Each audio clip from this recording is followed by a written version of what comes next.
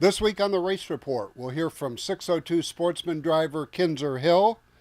Austin Dillon is ready for action at Watkins Glen International.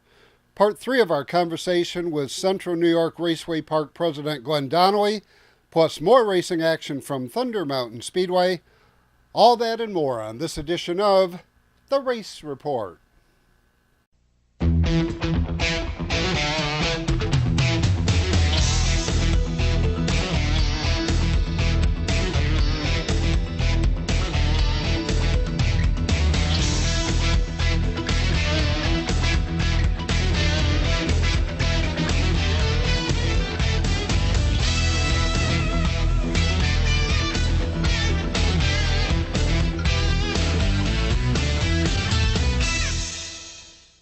Hi everyone, welcome to another edition of the Race Report. I'm Ron Hills. NASCAR heads to Watkins Glen International this weekend, and RCR driver Austin Dillon will be making his third start at the Glen. Talk a little bit about your mentality of protecting that points cutoff, but still going for a win to make sure you lock yourself in.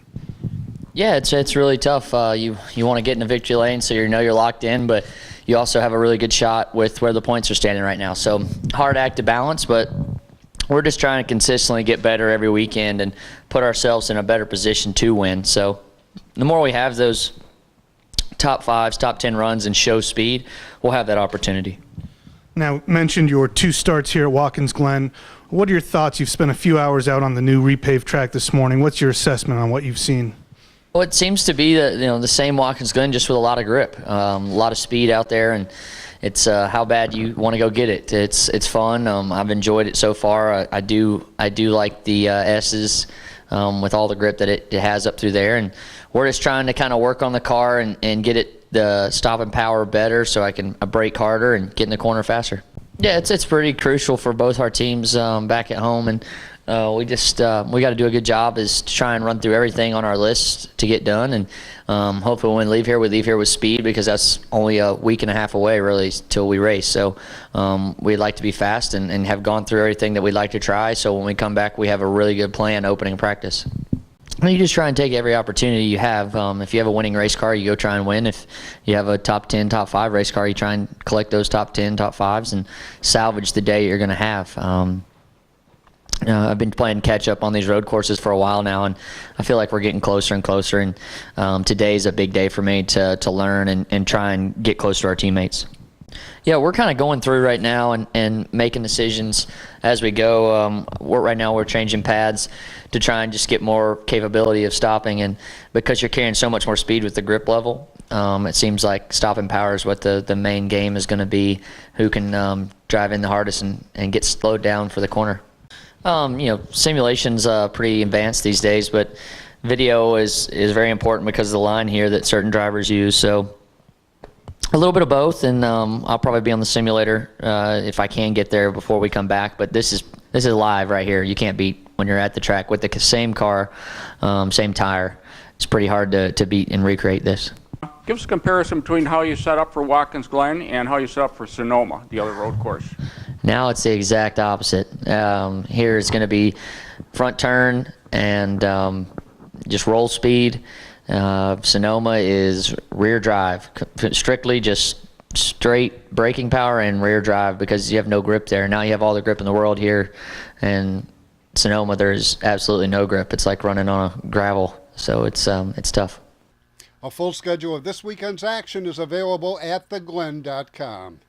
We'll hear from 602 Sportsman driver Kinser Hill when the Race Report returns. You're watching the Race Report on Fox 40.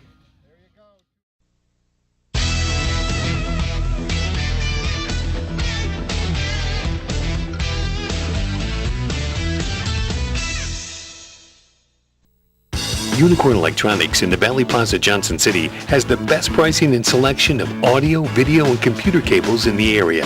Don't spend a fortune on that HDMI cable for your new HD TV or Blu-ray player. Unicorn Electronics has quality cables in the lengths you need at a price you can afford. Expanding your network, Unicorn has the patch cables and accessories to make it happen. When you need to connect, think Unicorn Electronics in the Valley Plaza, Johnson City. 98.1 The Hawk, number 1 for 20 in a row. This is Jason Aldean.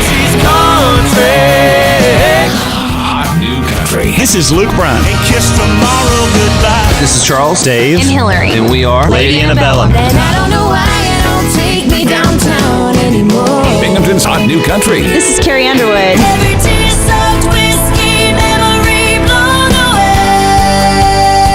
Binghamton's hot new country. 98.1 The Hawk. For 3 generations, we've been building world-class American performance. Like the new Edelbrock Power Package Top-End Kit, based on Edelbrock's powerful RPM crate engines. Each kit includes aluminum heads and intake, cam and lifters, gaskets, and hardware to build your own 400-plus horsepower Chevy small block. For 3 generations, it's pure American performance from the leader. Call now for your free Edelbrock catalog. Edelbrock makes them right here in the USA. 30 years of satisfied customers. That's the proud history of Brush and Pallet Auto in Candor. We have a large selection of cars, trucks, and SUVs. Here is this week's Car of the Week. We'll give you a $1,000 minimum trade-in, and we have financing options to fit your needs, including a first-time buyers program. Think you can't afford it? We think you can. Check us out at brush-pallet.com or visit us in person at 598 Owego Road in Candor, New York. We're here at the Brothers 2 restaurant again for the race report.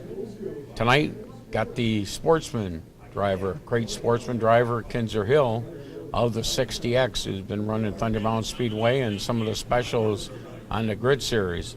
So I guess my first question, Kinzer, is how did you get involved in auto racing? Pretty much been around it since I was born. My dad raced 4-cylinder modifieds and modifieds. I've just been around it ever since. And okay, so what did you actually start out racing in? I started out in a rear-wheel drive 4-cylinder super stock at Skyline. At Skyline. And then we went to Thunder for a little bit. Yeah. So, and since then you ran, I know you had a street stock for a short period of time. Then you went to like the rookie sportsman last year. Rookies, yep.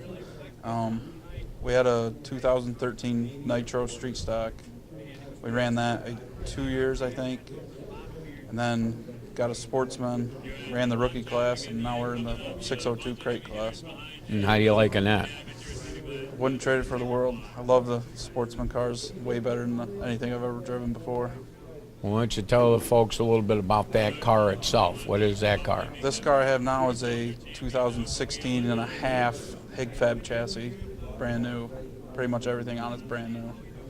And it's a basic, well, when they say crate motors, that's you go to a GM dealer, buy that crate. GM dealer, get a crate motor and put your carburetor, pulleys, all that exhaust, all that stuff on it and go racing. Change the valve springs and the oil and you're good to go. And they're pretty much a sealed deal, you know. Sealed bolts on them, can't take them apart. Talk about some of your sponsors and your help that get you to racing each and every week. First of all, I got to thank my dad. He's in the shop 24/7, it seems like, working on the car, getting it done. My uncle, he comes over and helps. Mom, she's supportive. The whole family's really supportive of it. Marcus Cole Construction's my main sponsor. He helps out great. Sopranos. Hig Fab chassis, Jerry Higbee, they build a great car. Danny Creedon, like I said, he's been helping us out all year since we've been at Thunder Mountain. He's really helped us get where we're at right now. I listened to an interview with him from last night, and he says he wants to get me a win at Thunder, so we're going to try like our best to get it for him. Well, that's good. Now, the being a Hig Fab and Jerry Hig, now is he really available? Can you give him a call even on race night and talk to him? You don't even have to call him. I can text him up whenever, even if it's on a race night or during the week. He's like that, real fast response and tells you what to do. Well, it's a good thing to have, like I said, because he's getting established, and there's a lot of Hig Fab chassis around now. So that's certainly a good thing for people thinking about any kind of chassis they want to make a change. That he seems to be going good right now. So, if you were to evaluate your season so far, how would you say your season's going? I hope it gets a little better, but we can't really complain. We've been running good. We just need some luck on our side. But we've been having a good year so far. Thunder Mountain's where you've been concentrating basically this year. Like I said, Skyline, you've been to I-88, you've raced 5 Mile. They're pretty much the Southern Tier tracks. Not sure if you've been out to Outlaw or not. Not yet. Other, maybe to watch, but haven't raced. So compare those tracks. What do you like about each track, and what don't you like about them? Because there's always bad and good in every racetrack, no doubt. I don't necessarily dislike any. I mean, I like going to all the tracks, or we wouldn't go. But I like Thunder just because I think I've raced on that the most since I've come into a sportsman car.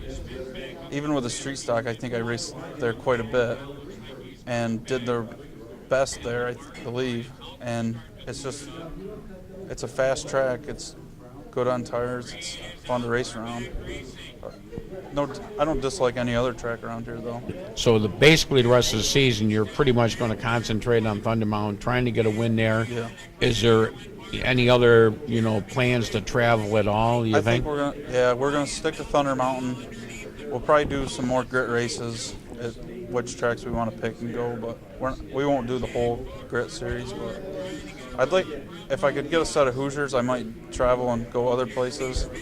When I went down to Hig Fab, Jerry said he'd give me a set of Hoosiers and we could go to Middletown sometime. So you might need 2 sets. Yeah. You might need 2 sets. So your dad, Steve, ran the 4-cylinder modified, basically dominated it in the last few years. Does he ever have an itch to climb in that car of yours? I think he does. He took the car out I ran last year one night after the races and only went like a lap and a half and ended up breaking a drive shaft. And he always reminds me, he goes, I found power you've never used before. But I told him he can take it out when he works on it most of the time. He can take it out whenever he wants. Yeah, your father works, constantly on it. How much time do you actually spend on the car? As soon as I get home from work, I'm in the garage till probably 9 or 10 o'clock at night, and then go to bed and get up, go to work again, do it all over again. I'm usually right there with him. Well, that's a good deal. And it makes you learn, makes you respect the equipment you have and stuff like that. Now, future-wise, do you have any future plans of where you'd like to be, say, 10 years from now? I'd like to be in a modified by then, maybe. I love sprint car racing, so I wouldn't turn that down if a ride ever came out, but I'd like to be in a modified or so in 10 years, maybe. Yeah, well, like I said, you got to have goals and you work at them as you go. Now, this year itself, when you started the season, did you have a goal for yourself? I'd like to win a race. I would still like to win a race, but wanted to do well in points, but that kind of fell out of the picture early in the year. So right now the goal is just to finish in the top 10, win a race by the end of the year. Well, like I said, you got to have something to strive for, or like I said, you're just spinning wheels. So I guess the question that's big here in the race report is, like to know, what is the origin of the 60X? This is one for the fans out there, because I know what the answer to this is going to be. Originally, it started with Kenny Moore, the Flying Milkman 60X, and my dad and uncle, they were always around with them. Then when my dad started racing, he took over the number, and when he quit racing and took some years off, and then I decided to start racing, I just carried the number on. Yeah, and like I said, and like I was positive that's where it came from, and Kenny Moore was certainly, if the people out there watching this show can remember, one whale of a driver, and he was one of my favorites when I was growing up. But if you didn't get to see him run, you missed a lot, because Kenny Moore was always fun to watch. And he even kept the color. I love that yellow, so that's a key little thing. So before we actually end the interviews, or anything that you wanted to say to the audience about your racing team, about racing in general, or if someone wants to get interested in it, what would you recommend? A crate cars or something else? If you're looking to get into sport like sportsman racing, I definitely recommend a crate. They're easy to maintain. They're cheap to get into. they're competitively equal racing. Like no one goes out and wins every week, like you can see in the opens or the modifieds, obviously. I think there's only been 1 or 2 repeat winners in the crates. Right, and the crate is obviously looks like the thing of the future. The open sportsmen are sort of phasing themselves out. I guess my last question would be, and I thought of that as we're going with this, is do you think the rookie sportsman division that you ran in, did that help you prepare for this? I think it helped me a lot, knowing kind of how the car would feel and whatnot. It was definitely I'm glad I ran the rookie class first and now into the crates. Right. I mean, I think it's a great stepping stone because you're out there with a few less people, you know, and you're just learning the trade. And like I said, and as I watch them each and every week, they seem to run pretty clean, you know, they seem to be pretty clean, you know, and they're learning the trade. So, well, I guess we want to thank you very much for being on the Race Report this week, and we hope to have a great season, and sometime we'll see you down in Victory Lane. That's the plan. Thank you. All right. That's it. That's a wrap. You're watching the Race Report on Fox 40.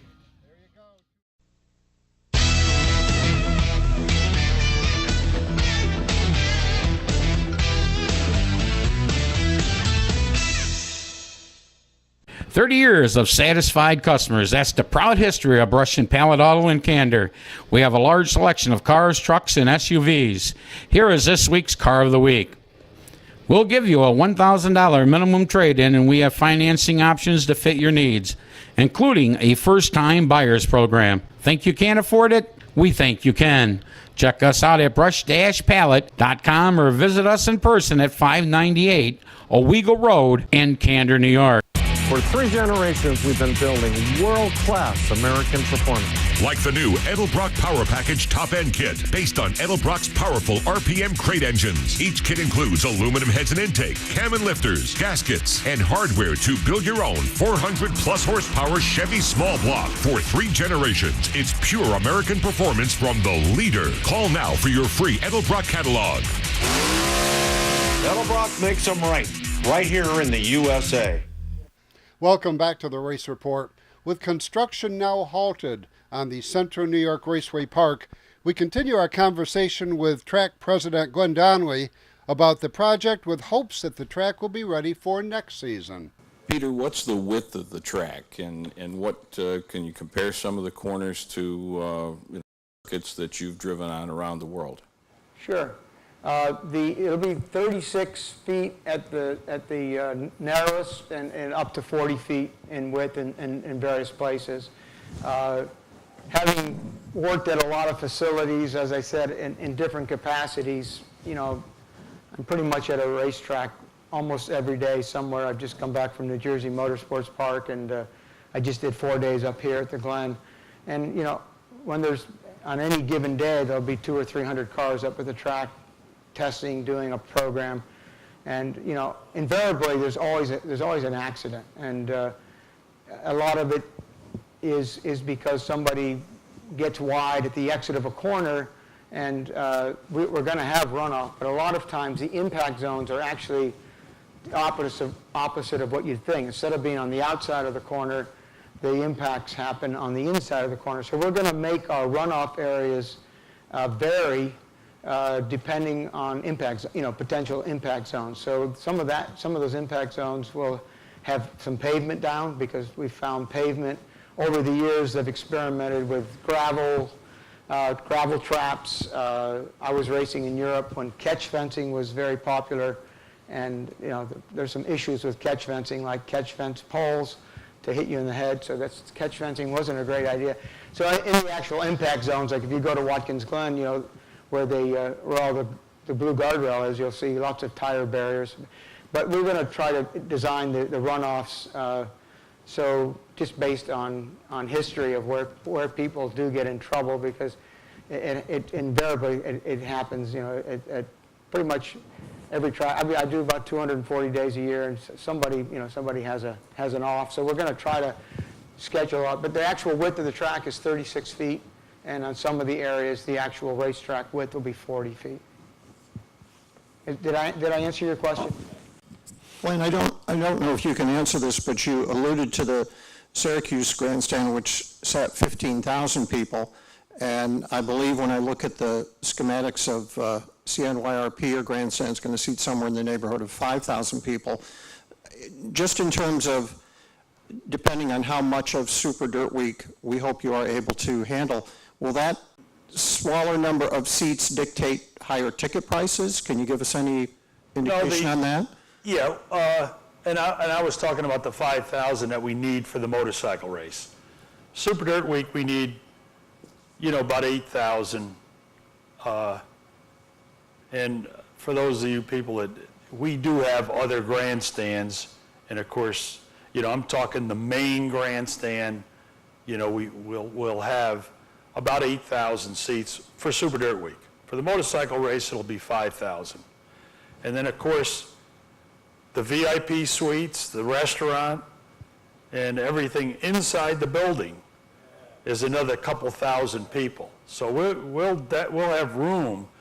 And again, I'm sitting on a grandstand. I still got it from Syracuse, where I put in our own grandstand, which was 2,000 seats. It was off to the left of the grandstand. If you people remember Super Dirt Week in the 90s, during those times we were selling 15,000, seats in the grand. It was sold out. So the 2,000 people that we had for our VIPs was done in the infield at Syracuse in a tent. That tent was 200 feet long, 100 feet wide. It basically fed 600 people. But again, that 2,000, at one time. So that was basically 2,000 we needed. We brought in our own grandstand, put it up, and of course we've since taken it down, and we still have that. It's only been used about 10 times. So those facilities we always have portable. So when we're talking, what's going to be, and again, when you're talking the pit area, everything set for the pit area is a couple thousand people. So the grounds will still be ready for probably 15,000, even for this year, on how we do it. But I'm talking about if you buy a ticket and you get in the grandstand, for the road course we need 5,000, for Super Dirt Week we need 8,000. Racing action from Thunder Mountain Speedway when the race report continues.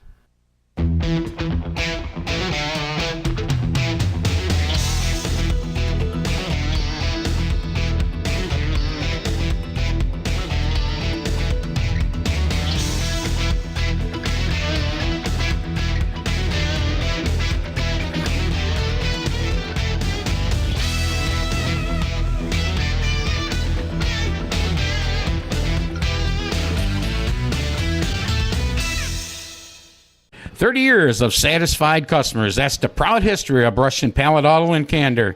We have a large selection of cars, trucks, and SUVs. Here is this week's Car of the Week. We'll give you a $1,000 minimum trade-in, and we have financing options to fit your needs, including a first-time buyer's program. Think you can't afford it? We think you can. Check us out at brush-pallet.com or visit us in person at 598 Owego Road in Candor, New York. Welcome back to the Race Report. Last Saturday at Skyline Raceway, Jim Rothwell, Randy Gates, Bump Scott, Tyler Yago, Bill Flask, Phil Burns, and John Smith all scored wins, while at the Hill Speedway, winners included Brian Stone, Doug Stack Jr., Cody Kirshner, Devon Bailey, and Gary Lamphere. Thunder Mountain Speedway was off Saturday night, so we saved you some action from last week, starting with the 602 Sportsman feature. All 24 cars took the green. Kaylee DeMoyer gonna lead lap number 1, maybe, as she was way up high, comes down low. Bob Stahl going through the infield, had no choice. He's gonna lose 1, 2, 3, 4, a bunch of them as he tries to get up the speed. Hopefully he's not letting all the cars go by. I'd be back on the accelerator. He was forced down there. Kaylee DeMoyer, your leader. Mike Nagle Jr. right there second. Pat Jordan under Turner now. as they come 4 wide out of 4. Hang on. Look at Lance and Albanese now on the move into 14A, trying to work around Kaylee DeMoyer's number 14. Brian Mady, Dustin Jordan, and Matt Brewer all right there tight. Hang on! Shane Spoonhour got sideways, got touched, actually straightened up, and that saved him because Mike Nagel Jr. out front. Parallel sticks are out, 2 to go. Battle between Pat Jordan and Alan James. White flag for Mike Nagel Jr.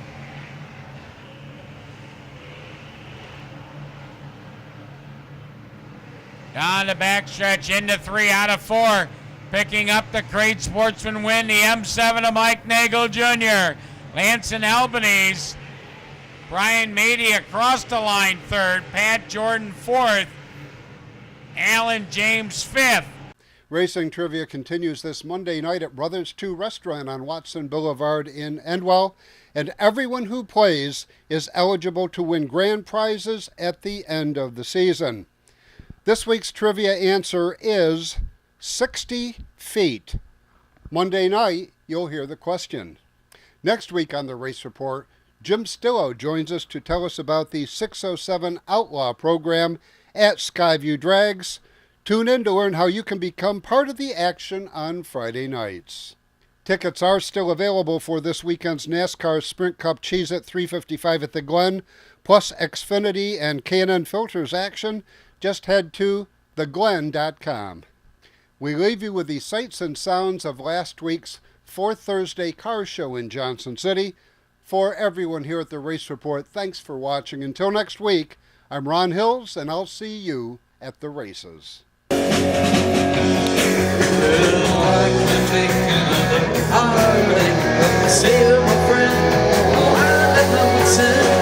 You say your love is bona fide, that you can coincide with the things that you do. And when I ask you to be nice, well, you say you gotta be cruel to be kind. In the right measure, cruel to be kind, it's a very good sign.